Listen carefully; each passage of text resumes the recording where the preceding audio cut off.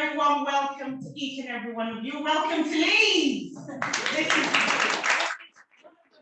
to live and most importantly to grow old in. So if you're thinking of relocating or a new home in one somewhere, just think about Leeds, and that's why the Fabians have decided to hold their Northern conference in Leeds. So thank you very much to each and every one of you attending, and to all of you who are online, thank you so much for joining us this morning. My name is Abigail Katung, as you've been told. I'm elected member representing Little London Woodhouse and Leeds City Centre. So you are actually in the heart of my ward. So I am really pleased to be hosting you this morning.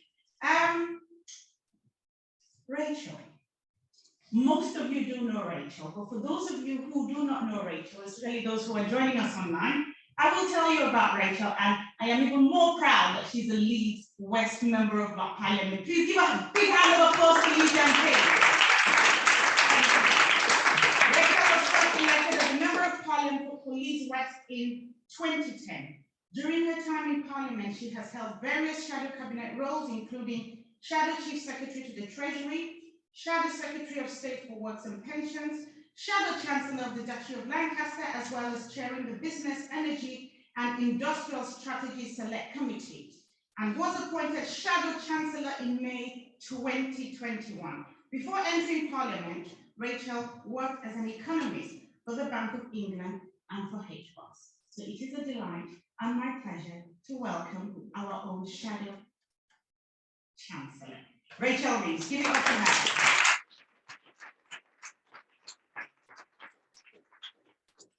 Well, thank you very much, Abigail. It's wonderful to be with you here today, the Fabian Society in Leeds. And as a proud Fabian, I'm particularly pleased that you've chosen Leeds to have your conference today. It's also nice to have more than 45 minutes notice to give a speech. So thank you, Andrew, for inviting me several months ago, which is better than the leader of our party did a couple of weeks ago when he sprung the budget response on me at short notice. So the budget is the main thing I want to focus on today, because I think it is the core of our argument and debate with the Conservatives going into the next election. If you were a banker on a short-haul flight drinking champagne, it was definitely the budget for you.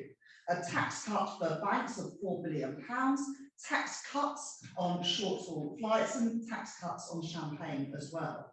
But on the key metrics, on the cost of living, on the unfair and high burden of taxation on working people, and on a strategy for growth, the budget failed. So let me go through those things, because this is going to be the core of the Labour argument going into the local elections next year, and also for the general election as well.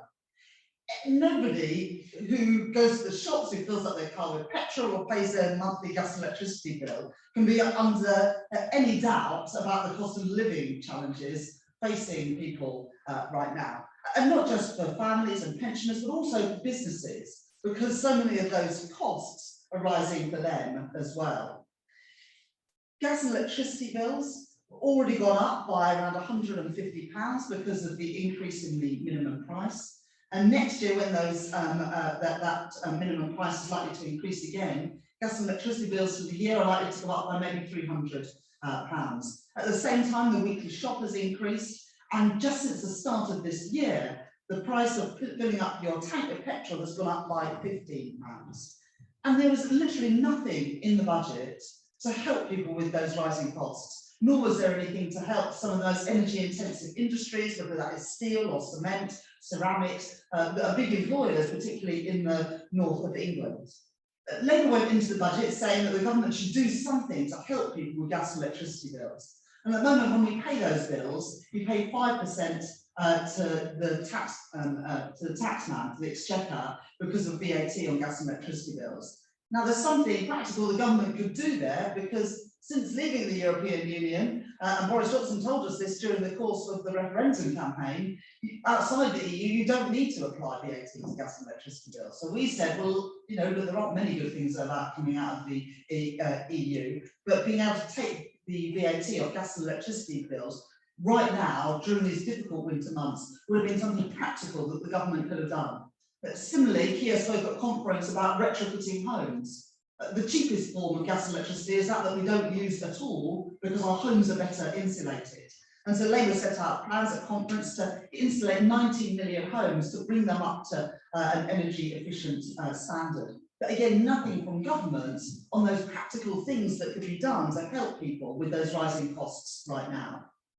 In fact, the only response of the government to the cost of living crisis is to whack up taxes for ordinary working people and also for businesses employing people. So next April, national insurance contributions are going to go up by 1.25%, not just for workers, but also for their employers. Business rates are going to go up next spring, something that at the last 4 Conservative manifestos, they've said that they're going to fundamentally reform business rates. They've done nothing in the 11 years that they've been in office to alleviate the huge burden that business rates are having. I was in Stockton the day before yesterday launching Labour's High Streets Commission, and the Labour Council there are doing great things to help small businesses get started, to move into their own premises and to reconfigure the high street to link it to the River Tees and the opportunities that that presents. But business rates is a huge burden, a huge challenge. I was with a local bookshop, the first bookshop in Stockton for 20 years when the last one closed. And he pays business rates on his small bookshop in the town. If he makes profits, he pays corporation tax. But who is his main rival? His main rival for book selling in Stockton, and the same in every other town and city, is an online giant. That online giant does not pay anything like the same levels of business rates because they don't operate from a high street, they operate from warehouses, which incur a lower rate of business rates.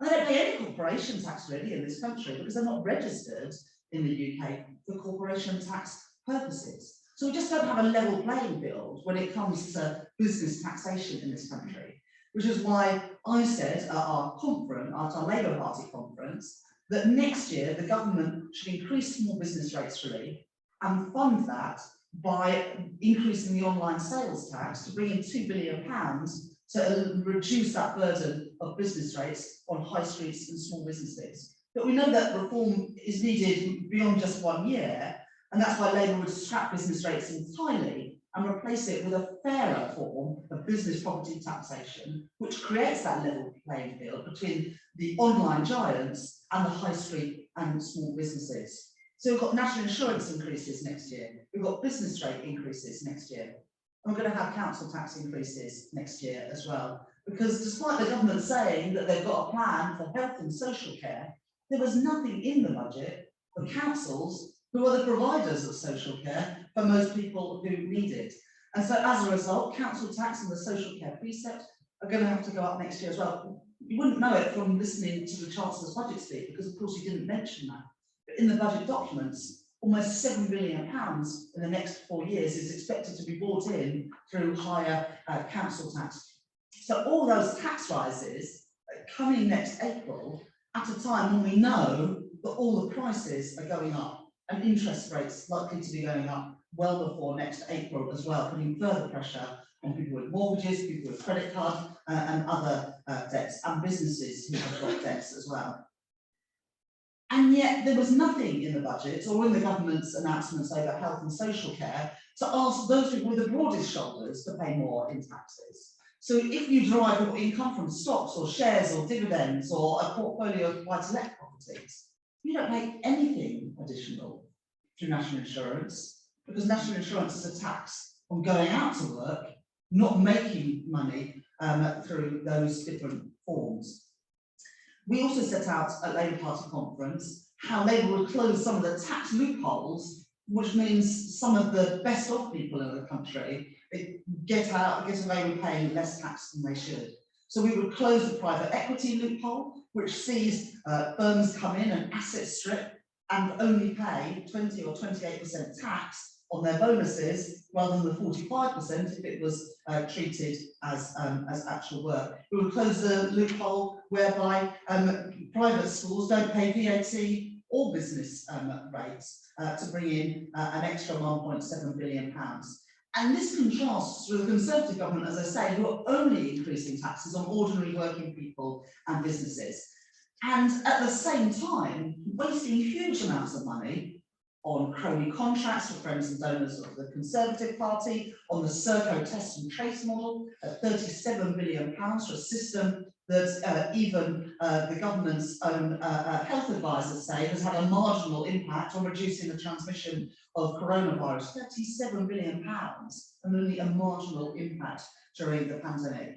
The government's vanity yacht that they want to build at a cost of £250 million for taxpayers, £3.5 billion, as I say, on crony contracts for friends and donors of the Conservative Party. So taxes are increasing, public services are becoming more and more stretched, and yet taxes are at their highest ever level in 70 years. Never have the British people been asked to pay so much in tax for so little in return in terms of public services. And why is that? Because the government have chosen to put the burden of taxation all on working people, have no plan for fixing public services, even when they put more money into it, and waste huge sums of public money on schemes and projects and contracts for their friends that aren't improving our public services. But there's something, I think, more fundamental going on here as well, and that is the lack of economic growth and productivity in the economy. Because the truth is, you can't sustainably improve public services and improve living standards if the economy is not growing. In the 13 years that Labour were in office, including the financial crisis, the economy grew on average by 2.3% a year. In the 10 years that the Conservatives were in power, before the pandemic, the economy grew by an average of 1.8% a year. By the end of this Parliament, the Office of Budget Responsibility predict that our economy will grow at just 1.3%. The Bank of England, in their forecast last week, thought that even that was too optimistic, and say that by the end of the Parliament, the economy will only be growing by 1%. And the problem is if the economy is not growing, you end up paying more out in benefits and you get less in taxation because people aren't earning enough and businesses aren't making the profits to pay tax. So we need a proper plan for growth. Instead, the government rips up its very own industrial strategy and productivity falters. Business investment is nowhere near even the levels that we saw before the pandemic. And so as well as attacking the government on taxes and on the cost of living and the poor condition of our public services, we also need to present a plan for growth to differentiate ourselves, to show that the choices aren't just, what will you tax to pay for this service, but how will we grow the economy so that the proceeds of growth can be invested in our public services and keep taxes to working people low. And that's why I set up a conference, our plans for investment in the everyday economy, including industrial strategies for those low skill, low productivity sectors of the economy, like retail and hospitality and social care as well. And I know that Tracy's going to come and speak to you later today, and she's got really exciting plans around how to invest in skills and infrastructure in West Yorkshire.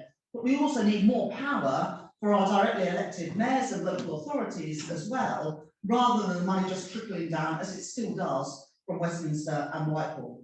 It's why also I've spoken about how we can buy, make and sell more in Britain, using all tools at government's disposal to ensure that contracts come to British firms, that we're investing in British industries, and also that we fix some of the mess of the Tories' patchwork Brexit deal, where if you work in cultural services or financial services or in professional services or in farming or fishing, then essentially the government sold you down the river when it came to the Brexit deal last year, and it's now harder for you to do businesses and sell your goods and services across the rest of the European Union.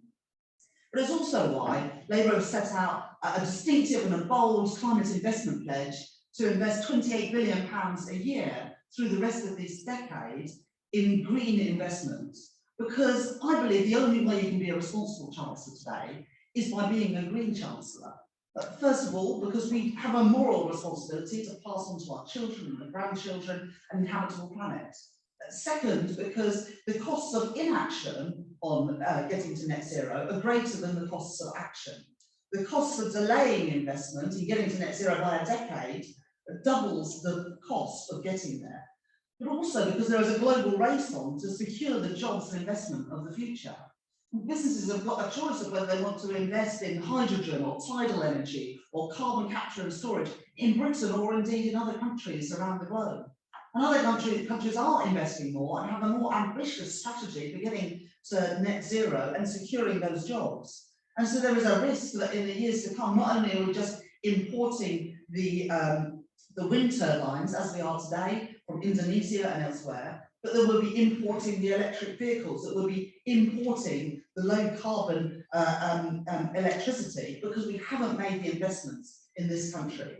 And so that is why we would make that investment to bring in private investment as well and secure those jobs and a reindustrialisation of towns in the north of England that need those good quality, high paid and high productivity jobs. What is this government's approach on levelling up? It is still a trickle-down approach.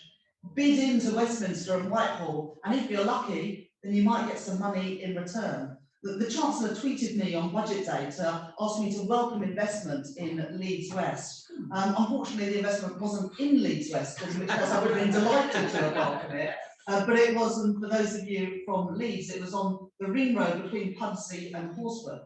Now, I'm sure the people in Pudsey and Horsforth will be pleased to have their road re-tarmacked, but it's hardly the transformative investment that we need in transport infrastructure in the north of England. The day after the budget, the Chancellor went to Bury and said on the telly that he was delighted to be in the world famous Burnley market. I mean, this guy hasn't got a clue when it comes to levelling up northern towns and cities. He doesn't know his geography, and I'm afraid he doesn't know his economics either. So I'm more than happy to take on the Tories when it comes to economic credibility, because I know that we can win. And we should be confident about our economic argument and the failure of this government to get the growth and the productivity, but also to have met any of its own fiscal targets in the last 11 years. Our alternative for jobs and investment in every part of the UK is bold and it's ambitious, and it will deliver those high-skilled, high-paid jobs, not through creating shortages on our shelves, but actually investing in the skills and the infrastructure to be able to achieve that. As Andrew said at the beginning, the next election will be won or lost in places like Yorkshire and across the north of England. In Keighley, in Wakefield, in Colne Valley, in Great Grimsby, in Scunthorpe, in Don Valley and Rother Valley, in Pudsey and Shipley. We need Labour MPs if we're going to form the next government. The last couple of opinion polls in the last couple of days have been really good for Labour because we're exposing Tory sleeves. But we can't just rely on the government making mistakes to win. We've got to set out an alternative agenda. On the economy, I believe that we have got that, but we need to take that message to the voters so that we can secure a Labour government and get rid of these Tories. Thanks very much.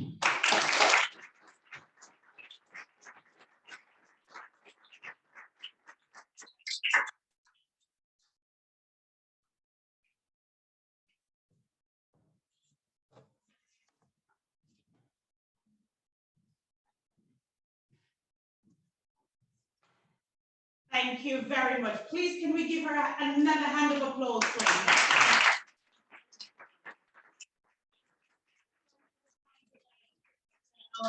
Our first time doing a face-to-face and hybrid as well, so we would have a few seconds when we're changing cameras, so do bear with us. If you are online and you've got any questions for us, please do not forget to put that in the chat room, and that will definitely come through to me. Thank you very much, Rachel, for that. We're now into Q&A. I have one question for you, Rachel. What I would like to ask, we have heard and we've been hearing, and we do know what you have been doing. So for people who are watching and listening to us, who are activists, underground, grassroots, campaigning, knocking on doors every single day, and because I know you're always knocking on, in fact, I do know you're knocking on doors this afternoon. So if I do knock on the door, the ordinary voter out there who wants to know what we're going to do in terms of economy, because we've been in position for the last over 10 years now, we need to come back. I need to introduce you as the Chancellor. What do we need to tell the ordinary voter about what we are going to do differently with the economy? Well, I mean, those doorstep conversations are often quite short conversations, but what practical things can we offer? I was knocking on doors in Darlington, another key seat that Labour needs to win back at the next election, on Thursday this week, and the week before I was knocking on doors in the West Midlands. And both of those seats, we were doing a petition about gas and electricity bills and saying, do you think that the government should cut VAT on gas and electricity bills from 5% to 0% to help people through these winter months? And it's a really good way to talk practically about the cost of living crisis and what people are experiencing at the moment, but also practical action that the government can take to alleviate some of that crisis. So, you know, we've got to have a narrative and an argument and a story to tell, because you need that big picture, but then you need concrete and practical policies that are, you know, retail that you can offer on the doorstep. And it was great. I mean, I don't think we had a single door we knocked on where someone didn't want to sign a petition on that, and they were in different types of neighbourhoods as well. So I think that we do now have some of those practical policies that we can go out and sell. I've also been doing loads of stuff with businesses over the last few months, and you know, I won't use Boris's language, but you know, he said F business a couple of years ago. Now, we thought that was a sort of quip at the time, but it now turns out to be the government's organising principle when it comes to its engagement with business. So I think we've got opportunities now that we didn't have as a party a few years ago, because this government are, you know, in a battle with business. And their only business policy seems to be a sort of crony contract policy to reward certain types of businesses that have given money to their party. And a lot of businesses are very alienated by this government, and we've got practical policies for them as well. But I do think you've got to have that argument, but then you need those practical policies. And I think we've got that retail stuff that we can do on the doorstep now. Excellent. Thank you very much. Right, to the floor now. You've got any questions for Rachel? Hi there. So I'm currently a student at Warwick Uni. I'm in my hello.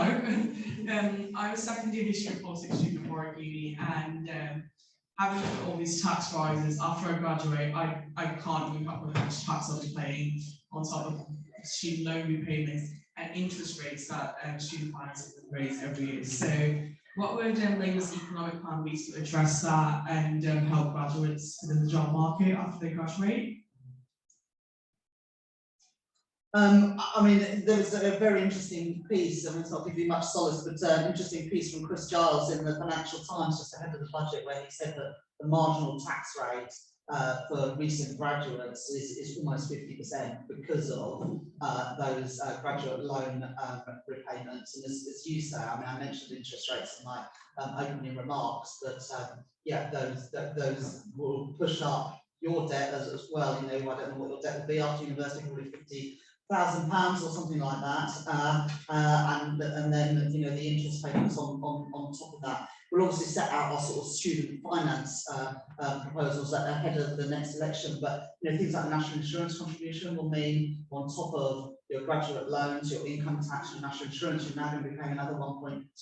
I mean, the irony is if you're retired and you're on a really good pension, you're not going to be paying anything for the NHS and social care through the health and social care levy, because you don't pay national insurance after retirement age. And so as a young person, you're going to be paying into a system which hopefully you wouldn't have to use for many decades to come. And that's what I mean by the government putting an unfair burden of tax on working people, often on modest incomes, rather than asking those with the broadest shoulders, particularly those who don't earn an income through going out to work, but instead earn an income of capital. And the taxes on that are much lower than the taxes on going out to work. So, you know, if you're a private equity manager and you earn millions of pounds on bonuses, you pay 28% tax, whereas you know, you'll be paying you know, 20% income tax, 13.25% on national insurance and the health and social care levy, plus your student loan contributions. It's just not right that the burden of taxes is all falling on working people. Thank you very much. Yes. And then, Matt. Good morning. So I'm actually in a rather privileged position of being an employment law and payroll consultant for a living. So I recognise a lot of what you've been saying about small businesses getting hammered, basically. We have around 30,000 clients that are at sort of SME level. In particular, the question I want to ask is how we can support, or what Labour's policies are to support small businesses in their day-to-day running costs. So if I give a good example of this, the furlough scheme and the SSP reclaim scheme ended on the same day. So that meant that all of a sudden, in a spike of 1 in 65 people having COVID, small employers are having to pay for statutory sick pay. And we all know that statutory sick pay is appalling 96.35 a week, which is not enough people to live on. But I also have employers ringing me up on a daily basis saying, I can't afford to pay SSP out. I've struggled enough through COVID, and now I have to struggle to pay for my staff when they're ill. And the other thing that I see in my role is the appalling take-up of the Kickstart scheme, and equally the number of employers who have no idea about how to approach apprenticeships or to access apprenticeship level funding. So this is a failure on the part of the Conservative government in terms of supporting, and what the lady behind me was saying, in supporting young people into work, and what policies does Labour have in place to support that going forward? Thank you. Could you let us know your name, please, and where you're from? Victoria, and I'm from Manchester. Thank you.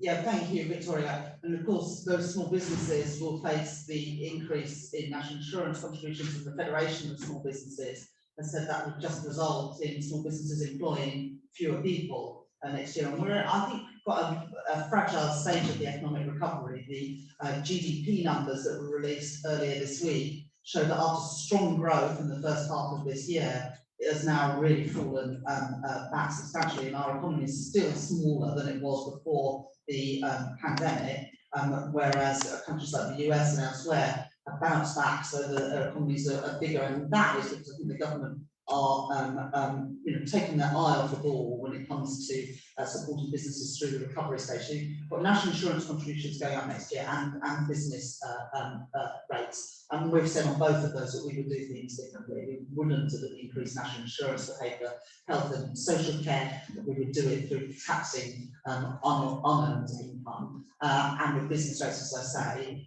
we would extend that small business rates relief next year, and then fundamentally reform business rates to better help the high streets and small businesses by increasing the burden of taxation on businesses who've got away, frankly, with paying very little, or in some cases hardly any tax. On the apprenticeship levy funding, you're absolutely right about that. Small businesses find it almost impossible. They have to pay the apprenticeship levy, but they can't access the apprentices through it. And as a result, there's been a huge underspend on apprentices, and the number of apprentices is actually been falling the last I think 3 or 4 years now. The apprenticeship levy, especially for small businesses, is just like another form of tax, because you have to pay something in, but you get nothing back in return, and the government aren't using that underspend on the apprenticeship levy to reinvest in skills and education. And we've said that we would ring-fence that apprenticeship levy funding and put it into schemes to boost opportunities, particularly for young people, as you say. So recognise very much that both for businesses, but also for young people who want to get a starting life, we need to make those reforms of apprenticeship funding. Thank you very much. Yeah. Just tell us your name. Thanks. Hello, I'm Steve, and I live in Leeds. Do you think there's more we can do to highlight the opportunities to business in the economy of the Northern Ireland Protocol? This government is put in jeopardy, or is that politically too tricky? I mentioned Brexit briefly in my opening remarks about having to fix some of the loopholes. I wasn't, the way the government approached Brexit was all wrong in my view. But the Northern Ireland Protocol, I think, is essential for the peace process, and Article 16 is also essential for maintaining peace in Northern Ireland. And I think what you've seen in the last few days in Belfast, with the buses being burnt out, and now a number of bus drivers, quite understandably, refusing to drive, fears about their safety. You know, we are in a really precarious situation in Northern Ireland at the moment, and the government are, you know, using Northern Ireland, I think, as a negotiating chip with the European Union is utterly irresponsible, because all of the progress that has been made, you know, particularly by Tony Blair and the new Labour government, but also by John Major before him, is now risking being undone by a government that is a populist government that isn't interested in, you know, some of those hard-won achievements. So the government have got to make the Brexit deal, but they agreed the protocol and now are trying to undermine it and risk, you know, blowing up the whole peace process as well as the deal that we've secured. And the implications will obviously go, if the government does withdraw from Article 16, the implications go much beyond Northern Ireland as well, because the retaliation from the EU doesn't have to be limited to Northern Ireland. It can be on tariffs and restrictions on goods going between all of Great Britain and Northern Ireland and the rest of Europe. So Louise Haig is in the Republic of Ireland and in Northern Ireland this weekend, and I think he's doing a brilliant job in taking on the Tories. But I think, you know, David Frost and Boris Johnson are a real danger for Northern Ireland. Thank you very much. I will hold them for the room for now and going concentrate a little bit on our online viewers. So thank you very much for being patient. I will now call on Jim for asking questions. Jim, are you there? Okay. We can get to Jim. Faisal? Is it question about? Yeah, I think, Rachel, my question was what are you going to replace business rates with? Okay. So next year we've said that we would use an increase in the online sales tax to raise £2 billion to extend small business rates relief. After that, the government have now, you know, under the leadership of Joe Biden in the US, have signed up to a global minimum rate of corporation tax. Now, when Biden and his Treasury Secretary Janet Yellen originally proposed it, they proposed a global minimum rate of 21%. That's been watered down by our Chancellor and others to just 15%. But just the way that this works, it means that if you are registered overseas for tax purposes, as Amazon and Google and others are in low tax jurisdictions, then the countries in which they do business can claw back the difference between the corporation tax in those low tax jurisdictions and 15%. Now, globally, it will bring in billions of pounds a year, and in the UK, it's expected, even at 15%, to bring in between 7 and 8 billion pounds. But we've said that that money from the global minimum rate of corporation tax should be used to ease the burden of business rates. So business rates bring in between 25 and 30 billion pounds today. So you could reduce that burden by 7 or 8 billion pounds, however much the global minimum rate brings in. And so that means automatically the burden of business rates would fall by about 25–30%. But even within the system of business rates that we've got today, as Chancellor, I would, within that lower overall burden, shift the taxes towards the warehouses and the bigger businesses and away from the smaller businesses and the high streets, particularly to do a number of things: to encourage businesses to move into empty properties, particularly on high streets, to encourage investment in energy efficiency in properties, because at the moment, if you make any changes to make your building more energy efficient with solar panels or charging infrastructure for electric vehicles, you incur higher rates of business rates. And as I said earlier on, to increase the property taxation on warehouses and reduce it on high street shops. So it's a number of things, but primarily using the global minimum rate of corporation tax to ease the burden on smaller businesses and to create a proper level playing field. Thank you very much, Rachel. Next question is from Faisal. Hi. Would it be fair to say that despite national GDP recovering from the recession, local growth has not recovered, and what's Labour's plan to decentralise the economy?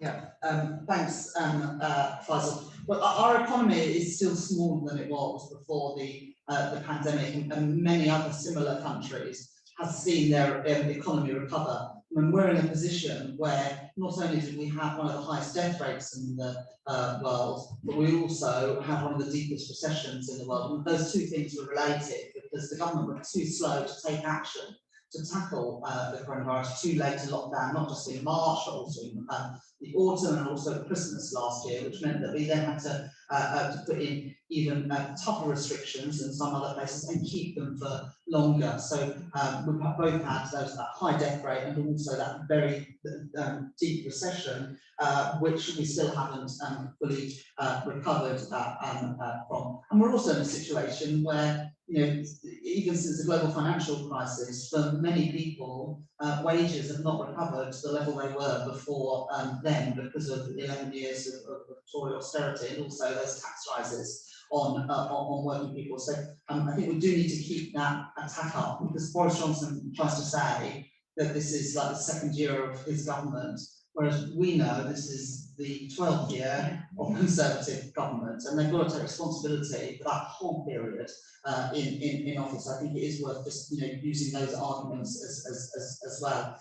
In terms of devolution, I know that Tracy's coming this afternoon, but I think that at the moment we still have a sort of trickle down economic policy when it comes to the regions and you know, so-called levelling up.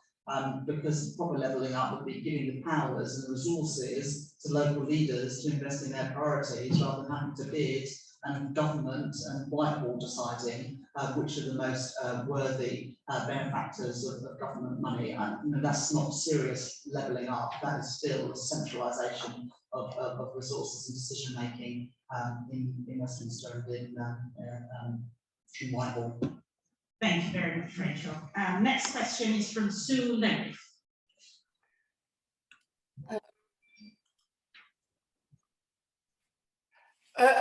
Hello. Thank you. So many interesting possibilities, but I'm interested in this concept. We keep talking about growth and continuous growth, and what on earth does it mean? I live in Oxford, and that we've got a growth plan to 2050 or some mad idea, which is being challenged everywhere now. And I wanted to know about whether the Labour Party, of which I'm a member, and particularly in the economic bits, have come across Kate Raworth's concept of donut economics, which is actually about sustainable development, where there's a donut or a life belt combining the concept of the boundaries of our planet with social boundaries. So, you know, in the West, we overshoot those boundaries hugely, and particularly in terms of climate, that's really, really important. So a new or different model of economics from capitalism, which hasn't served us very well. So that's my question. Thanks, Sue. Yeah, the Kate Raworth's work is really interesting, and you know, I've read and seen some of her contributions to this debate. I do think that economic growth is important. I mean, here in West Yorkshire, our GDP and our wages are a lot lower than they are in London or indeed in Oxford. You know, we need those improvements in living standards. The question is how you grow, not whether you should try and grow your economy or not. And that is why Labour has set out the climate investment pledge to invest £28 billion over the course of a decade, so £280 billion in total, to invest in those new technologies and opportunities to have growth, but with not the same impact on the environment. And so that investment would be in things like greening our steel sector, so £3 billion put into the steel sector to reduce that from a very high carbon intensive sector to a low and in time zero carbon sector. The problem is if we leave it to its own devices, it will carry on being high emissions, and gradually in the UK it will disappear as other countries do invest in greening their steel sector. It's about investing in tidal energy to improve both our energy security, reduce energy bills, but also to do energy in low and zero carbon ways. And we've got huge opportunities because of the geography of this country, but also because of our industrial heritage to do some of these things. We are in a global race when it comes to the jobs and investment, because other countries are also trying to secure that business investment in these low carbon and zero carbon industries. So, you know, we definitely need to do growth in a different way. But I think, especially for the sort of voters we need to win back at the next election, to say that Labour are no longer a party of economic growth, I think would be disastrous electorally. We've got to combine a platform and policies on growth and prosperity with ambitious plans to decarbonise our economy. And I think that those two things are two sides of the same coin. I also think it is our answer to levelling up, because these jobs in tidal, in solar, in offshore wind, in carbon capture, in reducing the energy intensity of steel, you know, those jobs are not going to be in London or, you know, actually many of them in Oxford. They are going to be in those former industrial heartlands and coastal communities, which is the key battlegrounds for the next election as well. So that's why I think that this agenda is really, really important for Labour. Absolutely, Rachel. Thank you very much. Please give her a hand of applause.